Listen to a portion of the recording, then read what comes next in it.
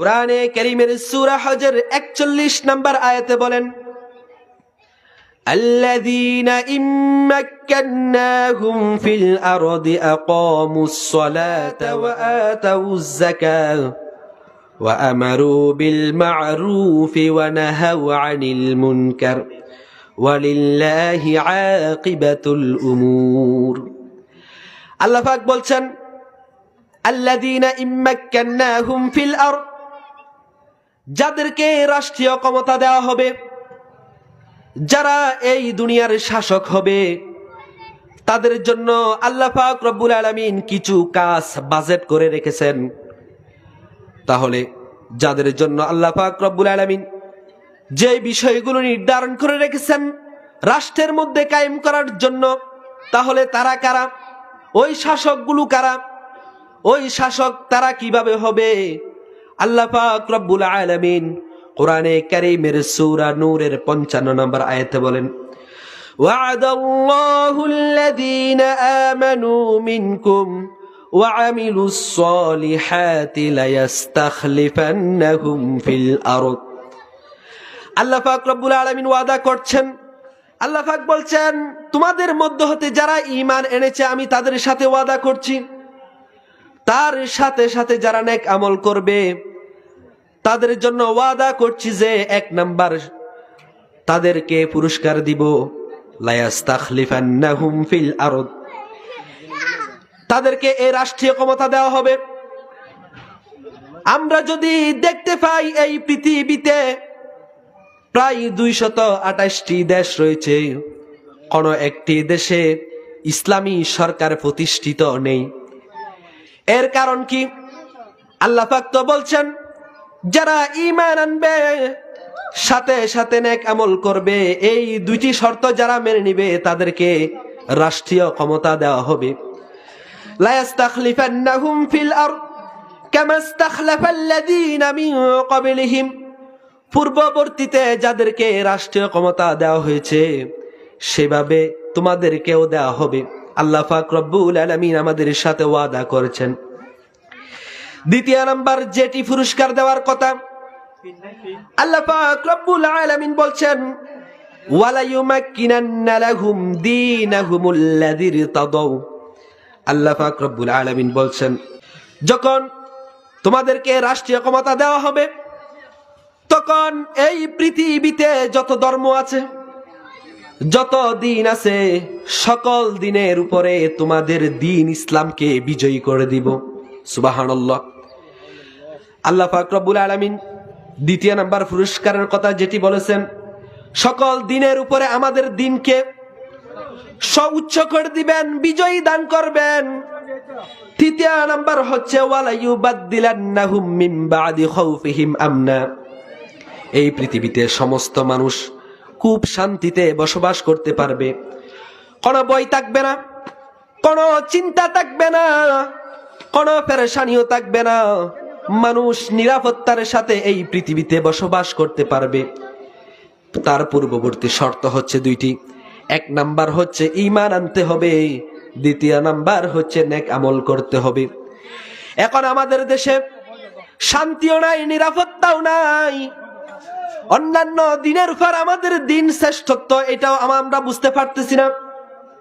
বিজয় নাই, যেটি 1 নম্বর কথা, মুসলমানের হাতে খেলাফত দেওয়া হবে সেটাও নাই। কারণ কি? আল্লাহ পাকের ওয়াদা তো কখনো মিথ্যা হতে পারে না। আল্লাহ পাক তো আমাদের সাথে ওয়াদা করছেন, সুতরাং বোঝা যাচ্ছে আমাদের কাছে পরিপূর্ণ ঈমানও নাই, আমাদের কাছে পরিপূর্ণ আমলও নাই। যদি আমরা পরিপূর্ণ ঈমানদার হইতাম, পরিপূর্ণ আমলদার হইতাম, ঈমান আনার সাথে সাথে যদি আমল করতাম, আল্লাহ পাক রব্বুল আলামিন অবশ্যই আমাদের হাতে ক্ষমতা দিত। আজ এই বিশ্বের প্রায় 228টি দেশ, কোথাও ইসলামী সরকার নাই। কেন নাই? বিশ্ব থেকে এখন মুসলমানের ঈমান একেবারে দুর্বল হয়ে গিয়েছে। মুসলমানরা বেদিনের হাতে মার খাচ্ছে। যে ফিলিস্তিনের মুসলমানদেরকে ইসরায়েলের কাফের কুফাররা তারা মারতেছে, এর কারণ হচ্ছে মুসলমানের ঈমান খুবই দুর্বল হয়ে গেছে। আল্লাহ পাক তো আমাদের জন্য ওয়াদা করেছেন, ওয়াদা রেখেছেন, যখন ঈমান আনবো, সাথে সাথে নেক আমল করব, এই দুইটি বিষয় আমাদের সামনে যখন উপস্থিত রাখবো, তখন আমাদেরকে এই তিনটি বিষয় দেওয়া হবে। এক নাম্বার হচ্ছে রাজত্ব দেওয়া হবে, দ্বিতীয় নাম্বার হচ্ছে আমাদের দিন ইসলামকে সকল দিনের উপরে করে দিবেন, তিন নাম্বার হচ্ছে নিরাপত্তা দান করবেন। আজ আমরা দেখতে পাচ্ছি তিনটারও একটা উপস্থিত আমাদের সামনে নাই। এর কারণ হচ্ছে আমাদের কাছে ঈমান এবং আমল পরিপূর্ণ নেই। তাহলে আল্লাহ পাক রব্বুল আলামিন সূরা হজের 41 নম্বর আয়াতে কি বলছেন? আল্লাযীনা ইম্মাক্কান্নাহুম ফিল আরদি আকামুস সালাহ, যাদেরকে রাষ্ট্রীয় ক্ষমতা দেওয়া হবে তারা সর্বপ্রথম নামাজ কায়েম করবে। এই যে রাষ্ট্রীয় ক্ষমতা কাদেরকে দিবেন? রাষ্ট্রীয় ক্ষমতা পেতে হলে মুসলমানগণ সর্বোচ্চ চেষ্টা করতে হবে। কোন বিষয় আসমান থেকে সরাসরি আল্লাহ পাক নাজিল করেন না। বান্দাগণ যখন আল্লাহর কাছে চাইবে, আল্লাহ পাক রব্বুল আলামিন বান্দাদেরকে তাদের চেষ্টার বিনিময়ে দিবে। এজন্য রাষ্ট্রকে ইসলামী রাষ্ট্র করতে হলে আমাদের জন্য ঐক্যবদ্ধ হওয়া প্রয়োজন, সংঘবদ্ধ হওয়া প্রয়োজন।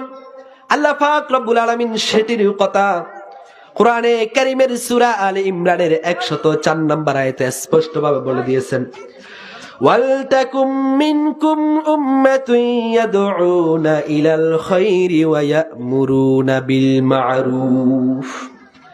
ওয়ালতাকুম মিনকুম, তোমাদের মধ্য হতে এমন একটি দল হওয়া উচিত, এমন একটি দল হওয়া চাই যেই দল মানুষদেরকে সত্যের পথে আহ্বান করবে, যেই দল মানুষদেরকে সঠিক পথে আহ্বান করবে। আল্লাহ পাক রব্বুল আলামিন দল গঠন করার জন্য কোরআনে কারীমের সূরা আলে ইমরানের 104 নম্বর আয়াতে বলছেন, এই যে দল গঠন করা, এর পিছনেও আবার অনেক নিয়ম নীতি রয়েছে। সুনানে দারমির মধ্যে এসেছে, হযরত ওমর রাদিয়াল্লাহু তাআলা আনহু বলেন, লা ইসলামা ইল্লা বিজামাআতিন, ইসলাম কখনো সংঘবদ্ধ ছাড়া হয় না। ইসলাম পালন করতে হলে সংঘবদ্ধ জামাত দল অবশ্যই প্রয়োজন।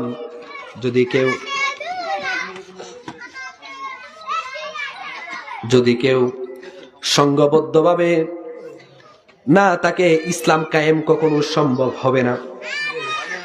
এরপরে হযরত ওমর রাদিয়াল্লাহু তাআলা আনহু আরো বলেন, ওয়ালা জামাআতা ইল্লা বিইমারাতিন, ইমারত ছাড়া, আমির ছাড়া কোনো দল হয় না। একটা দল গঠন করতে হলে অবশ্যই অবশ্যই আমিরের প্রয়োজন লাগবে। এর রাদিয়াল্লাহু তাআলা আনহু এরপরে বলেন, ওয়ালা ইমারাতা ইল্লা বিতাআতিন, আনুগত্য ছাড়া আমির হয় না। আমির হতে হলে আমিরের আনুগত্য করতে হয়।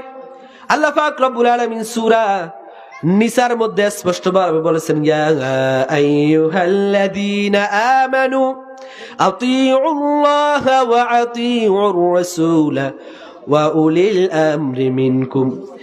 আল্লাহ পাক বলছেন, হে মুমিনগণ, তোমরা আল্লাহর আনুগত্য করো, রাসূলের আনুগত্য করো, তোমাদের মধ্য হতে যিনি আমির হবেন তার আনুগত্য করো। যখন আমিরের আনুগত্য করার কথা আল্লাহ পাক বলছেন, অবশ্যই অবশ্যই আমিরের আনুগত্য করতে হবে। তাহলে ইসলাম কায়েম করতে হলে সংঘবদ্ধভাবে থেকে আমিরের আনুগত্য পালন করতে হবে।